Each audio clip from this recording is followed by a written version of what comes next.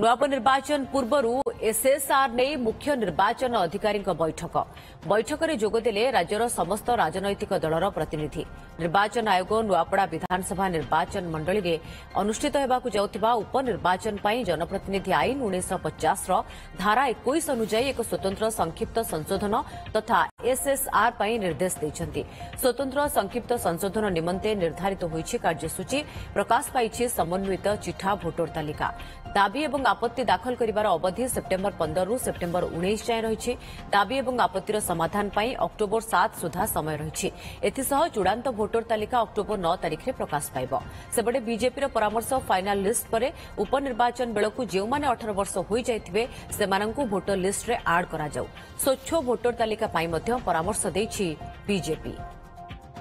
प्रथम तो मु धन्यवाद देवी इलेक्शन कमिशन को, स्टेट इलेक्शन कमिशन को एभलिया पदक्षेप गोटे बहु पूर्वर तारीख डिक्लेयर न पूर्व ये सब पदक्षेप नहीं माने किभली भाव में भोटर लिस्ट रे कौन त्रुटि न हो ताकू दृष्टि रखी इलेक्शन कमिशन एटा करचंती। तांकर विभिन्न सजेशन अनुसार से 9 तारिख रे फाइनल 9/10/2025 रे फाइनल पब्लिकेशन करियो बोली डिसाइड करचंती।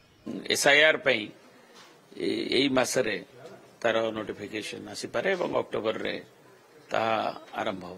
तेणु से जो बूथ लेवल एजेंट अन्य राजनीतिक दल मैंने दबा कथा आमर संभाव्य 45,000 बूथ रु मात्र 10,000 बूथ बीएलए पाखे अच्छी एवं ताकू यथाशीघ्र से राजनीतिक दल मान अनुरोध करते निर्वाचन अधिकारी।